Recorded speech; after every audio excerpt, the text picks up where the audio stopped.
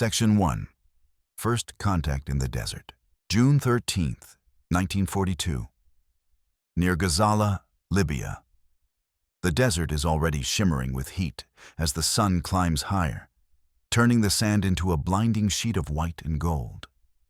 Inside a Panzer III, Oberfeldwebel Karl Weber wipes sweat from his eyes and leans forward, listening to the engine's steady growl beneath his boots. Around him, the radio crackles with clipped German voices. Reconnaissance reports, range estimates, confident predictions. Then Weber sees them. Dark silhouettes appear through the dust, moving steadily across the horizon. They're boxy, tall, and unmistakably American. Weber lets out a short laugh. Shermans, he mutters. Too high, too thin, easy kills. His commander agrees. The German crews had been briefed on this new American tank weeks earlier. The M4 Sherman, built quickly, shipped in pieces across the Atlantic, rushed into service to support the British Eighth Army. Intelligence reports described it as mechanically sound, but tactically unimpressive, high profile, flat armor, and a 75mm gun that struggled against German steel at long range. Compared to the Panzer III and the newer Panzer IV with long-barreled guns, the Sherman looked like an industrial compromise, something mass-produced, something ordinary. The German tanks fan out into firing positions, engines rumbling low. Optics adjust, crosshairs settle. At 1-200 meters, the first Panzer fires. The shell punches into a Sherman's hull, flame bursting from the hatches. Another shot follows. Another American tank erupts, black smoke spiraling into the sky. Inside the Panzer, Weber grins. This is exactly as expected. But the Shermans don't retreat. They keep coming. British and American crews push forward, closing the distance, firing on the move. The desert fills with the thunder of engines and the crack of guns. One Sherman is hit, its armor pierced clean through. Yet another rolls past it. Turrets swinging, gun flashing. A German loader shouts a warning as a 75mm shell slams into their Panzer's frontal armor. It doesn't penetrate, but the impact jolts the crew violently, rattling teeth and nerves. Reload, the commander barks. The Germans win the engagement. By nightfall, burned-out Shermans dot the sand like blackened gravestones. The verdict among the Panzer crews is unanimous. The Americans don't know how to build tanks. The Sherman's armor is too thin, its silhouette too tall, its gun too weak. In private letters home, German tankers describe the new enemy vehicle with open contempt. One officer writes that the Sherman burns easily and dies quickly. But beneath the confidence, something nags at Weber as darkness settles over the battlefield. There were too many of them. That unease spreads in the weeks that follow. Every engagement in North Africa tells the same story. Tactically, the Germans dominate. Their gunnery is superior, their optics clearer, their crews better trained. Sherman after Sherman is knocked out by precise fire from concealed positions. And yet, each time the dust clears, more appear. Not repaired, not salvaged, new. The Americans lose tanks at a rate that would cripple most armies. But the line never thins. At El Alamein, at Kasserine Pass, along the Mareth line, the Shermans keep arriving. Fresh paint, factory stencils still visible, engines running smoothly despite the sand. German officers begin to notice something else. Unlike many Axis vehicles, Shermans rarely break down. Their tracks hold, their engines start. Crews abandon them when hit, but not when stalled. A knocked-out Sherman is usually destroyed by enemy fire, not mechanical failure. By early 1943, captured American tank crews tell a strange story. They talk casually about replacement vehicles waiting behind the lines, about depots full of spare parts, about entire units rotating equipment as easily as boots or rifles. To German ears, it sounds exaggerated, almost childish, but intelligence reports start to confirm it. Across the Atlantic, American factories are running day and night.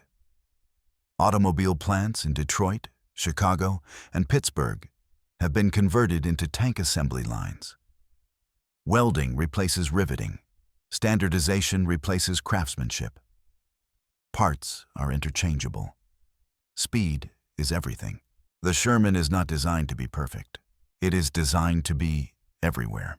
German tank doctrine had always prized superiority. Thicker armor, bigger guns, fewer but better machines. It worked in Poland. It worked in France. It worked against the Soviet Union in the early years. But in the desert, Weber begins to understand the flaw. Each destroyed Sherman is a tactical success. But strategically, it changes nothing. Because for every one that burns, another is already unloading from a ship, rolling off a flat car, or driving toward the front. Crewed by men who believe, with quiet certainty, that there will always be another tank if this one dies. As 1943 grinds on, whispers circulate among German armored units. The Americans are not trying to win battles the German way. They are trying to drown the battlefield in steel. And somewhere far from the desert, beyond the smoke, beyond the burning wrecks, factory whistles are blowing, shift changes are happening, and Sherman hulls are rolling off assembly lines faster than the Germans can destroy them. Karl Weber doesn't know it yet, but the war he thinks he understands is already changing. Section 2. Steel Without End. November 8th, 1942. Near Oran, Algeria. The sound reaches the German observers before the sight does. A deep, continuous rumble, like distant thunder that never fades. Lieutenant Franz Adler lowers his binoculars and looks at the officer beside him. Both men silently counting. Landing craft, dozens of them, then hundreds. Operation Torch is unfolding before their eyes, and it is unlike anything the Wehrmacht has ever witnessed. The coastline crawls with ships, transports, tankers, escorts, stretching to the horizon. Trucks roll down ramps, artillery pieces are hauled ashore. And then, unmistakably, the tall silhouettes of M4 Shermans emerge, one after another, engines already running. Adler swallows hard. This is not an expeditionary force. This is an industrial invasion. Within days, German units begin engaging fresh American formations. Units that haven't crossed half a continent under fire, but arrived clean, fed, and fully equipped. Their Shermans are new, their tracks unworn, their radios crackling with coordination. Even when knocked out, they fight differently than expected. Crews bail quickly. Fires are extinguished. Ammunition cook-offs are rare. The Americans have learned. And more importantly, they have replaced fear with procedure. German Panzer crews notice that Sherman units don't hesitate after losses. They advance in groups, cover one another, call for artillery, and fall back only to return hours later with replacements. Losses that would cripple a German battalion are absorbed without pause. By early 1943, reports sent back to Berlin begin to change in tone. No longer dismissive, no longer mocking, concerned. Intelligence officers estimate American tank output at numbers that seem implausible. 10,000 a year, then 20,000, then more. The figures are revised upward again and again. No single factory, no master craftsman, just endless production lines, welding hulls, fitting engines, mounting turrets, all to the same standard. The Sherman's thin armor, once a punchline, now makes grim sense. Thin enough to be welded quickly, light enough to ship easily, simple enough to repair anywhere. Captured Shermans are studied closely. German engineers note the layout, the roomy interior, the powered turret traverse, the reliable Continental and Ford engines. This is not a tank built to win duels. It is a tank built to keep moving, and it does.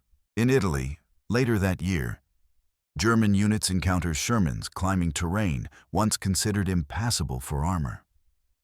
They wade rivers, cross bridges built by American engineers overnight, and return to combat days after being damaged. Spare parts arrive in bulk. Crews swap engines like mechanics, changing tires. By contrast, German tanks are becoming increasingly complex. The Panther, rushed into service in 1943, boasts excellent armor and a deadly gun, but suffers from breakdowns, fuel shortages, and limited production. A single damaged final drive can immobilize it for weeks.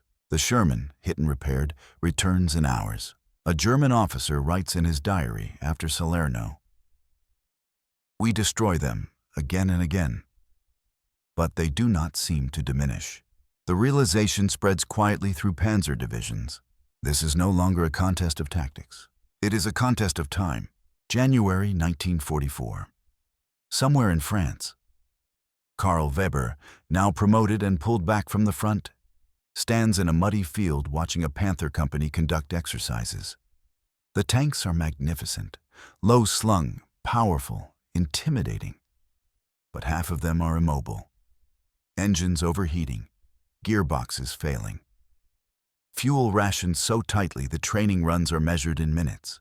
Weber thinks of the desert, of Shermans burning and being replaced, of American crews who expected to lose tanks and planned accordingly. Germany no longer has that luxury. Bombers roar overhead daily now. American B-17s and B-24s pound factories, rail yards, and fuel plants. Replacement parts arrive late, or not at all. New tanks roll off the line slower each month. Crews wait longer, repairs take weeks. And across the channel, something enormous is assembling. By June, German intelligence estimates thousands of Allied tanks staged in Britain. The majority are Shermans. Different variants now. Improved armor, better ammunition, stabilized guns, and ominously, new models mounting high-velocity 76mm cannons. On June 6, 1944, the storm breaks. Normandy explodes into fire and smoke as Allied armor pours ashore. Shermans bog down in sand. Some drown in the surf. Others are knocked out by well-hidden German guns. But behind them come more, and more, and more. By the time German panzer divisions counterattack near Caen and Saint-Lô, they face a nightmare of logistics. Every road is jammed with Allied vehicles. Fuel flows freely for the Americans. Ammunition is abundant. Tanks knocked out in the morning are replaced by evening. At Saint-Lô, after weeks of attrition, American forces unleash Operation Cobra. Carpet bombing shatters German lines. Shermans surge through the breach in numbers no German unit can stop. Panthers and Tigers knock out dozens. But the tide does not slow. Karl Weber watches the reports arrive. Destroyed Shermans, hundreds. New Shermans arriving, thousands. At last, the truth becomes undeniable. The Sherman did not need to be the best tank. It only needed to be enough. Long enough, often enough, everywhere at once. And against that kind of war, German steel, no matter how strong, is simply overwhelmed. Section 3. The breakout at Saint-Lô, July 25, 1944. Near Saint-Lô, Normandy, the ground shakes before the tanks move. From dawn until nearly noon, American bombers hammer the German front lines. Explosions roll across the hedgerows in crushing waves, turning fields into craters and trenches into graves. When the last aircraft fades into the distance, a strange silence settles, broken only by the crackle of fires and the distant clank of engines starting. Inside his Panther, Hauptmann Ernst Keller grips the edge of his cupola and peers through the periscope. Dust clouds rise everywhere. His radio is filled with static, then fragments of voices, units missing, positions erased, commanders dead. Then the Shermans come, not in small probing attacks, not cautiously. They arrive in columns. Dozens of M4s push through shattered hedgerows, bulldozer blades fitted to their fronts, engines roaring. Infantry cling to the hulls, rifles ready. Artillery fire walks ahead of them with mechanical precision, shells bursting in timed patterns that leave no safe pause. Keller orders fire. His Panther's long 75mm gun opens up, punching clean through the first Sherman it sees. The American tank erupts, turret hatch flung open as the crew bails out. Another shot, another kill. But the line does not break. A second wave pushes through the smoke. Then a third. Keller's loader shouts that ammunition is running low. Fuel gauges dip dangerously close to empty. The Panther has claimed 4 Shermans, then 5. But the Americans keep coming, using the burning wrecks as cover, maneuvering around the flanks, calling in air support by radio. Thunder returns to the sky. P-47. Thunderbolts dive, screaming out of the clouds, rockets slamming into German armor and vehicles. Panthers scatter, engines straining. One breaks down while turning, another throws a track. Crews abandon perfectly good tanks because there is no fuel left to move them. The Sherman columns roll past. At Saint-Lô, the German front collapses not because the Sherman is superior in combat, but because it is present everywhere at once. Roads clog with American vehicles. Recovery teams tow damaged tanks out of the line and push replacements forward without stopping the advance. Keller receives the final order in the afternoon. Withdraw if possible. There is nowhere to withdraw to. By nightfall, Operation Cobra has torn a hole straight through German defenses. American armored divisions surge west and south, exploiting the breakthrough with terrifying speed. The hedgerow war ends not with a single decisive clash, but with exhaustion. German units unable to seal gaps faster than American armor can widen them.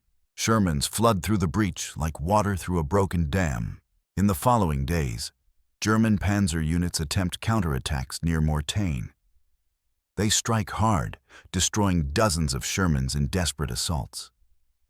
But the Americans absorb the losses, fall back briefly, then surge forward again with fresh tanks, fresh crews, and endless supplies. German after-action reports grow bleak. Our losses cannot be replaced. The enemy replaces his losses immediately. The material superiority of the Americans is decisive. Karl Weber, now attached to a staff unit, reads one such report late at night by lantern light. He remembers mocking the Sherman 2 years earlier in the desert. Remembering laughing at its thin armor, its height, its burning wrecks, he no longer laughs.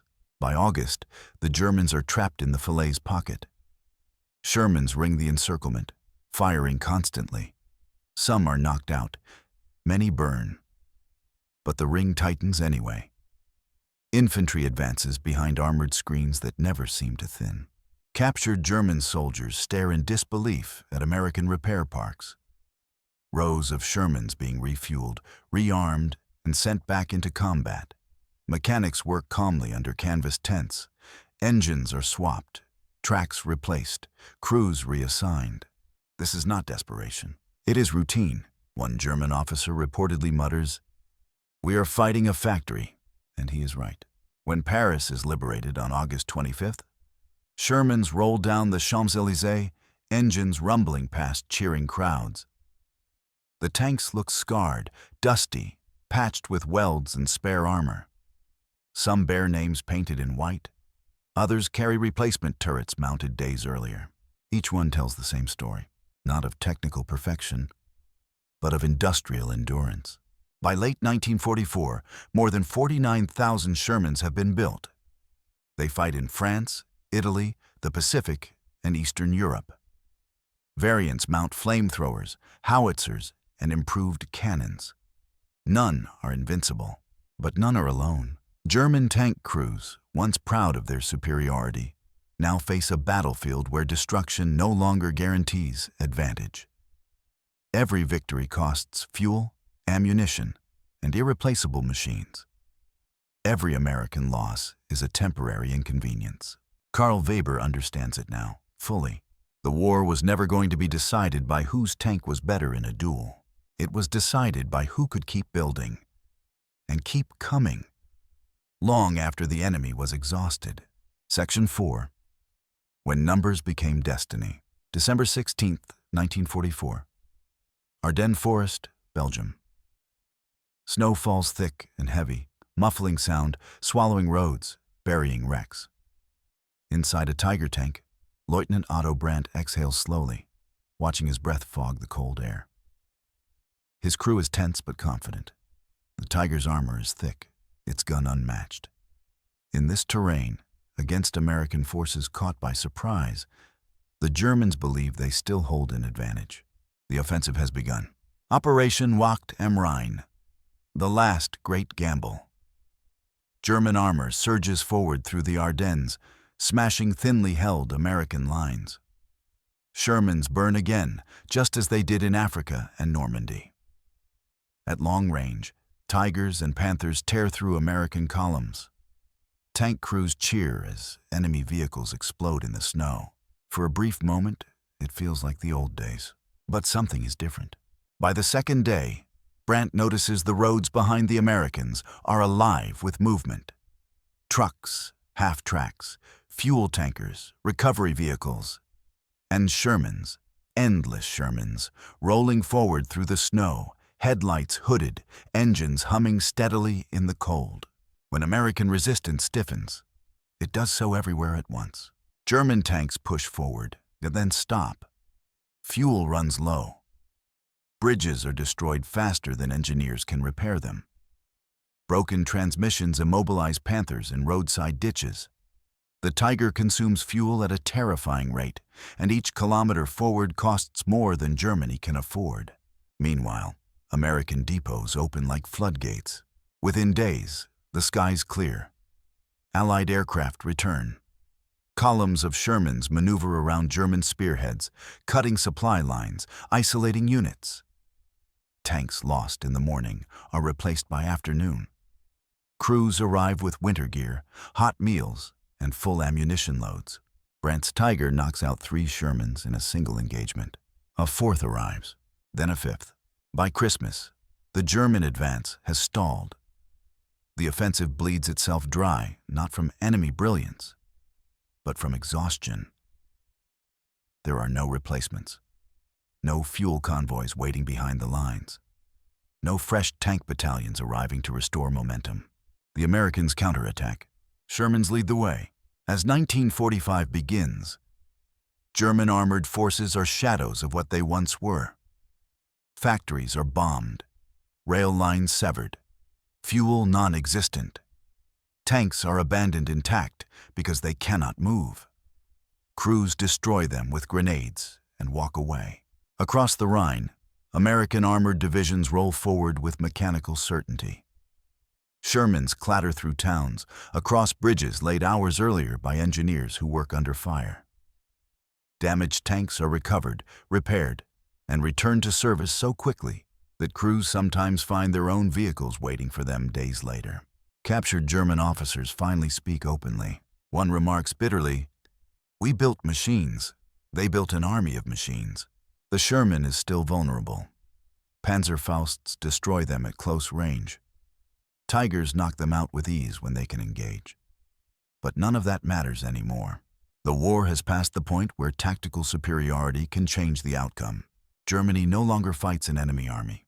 It fights an industrial system. April 1945. Somewhere in central Germany.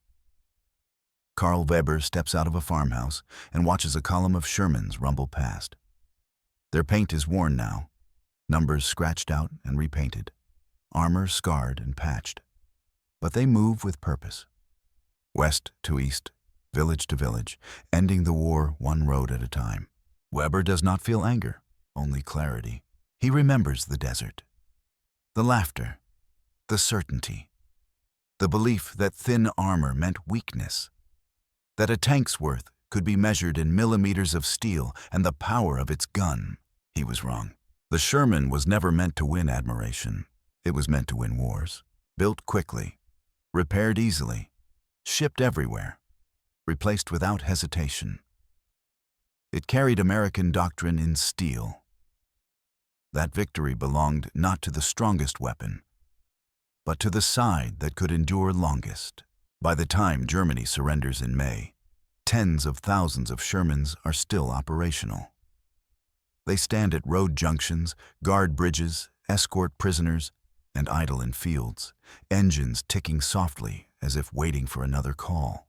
The tank that German crews once mocked has outlasted them all, not because it was perfect, but because it never stopped coming.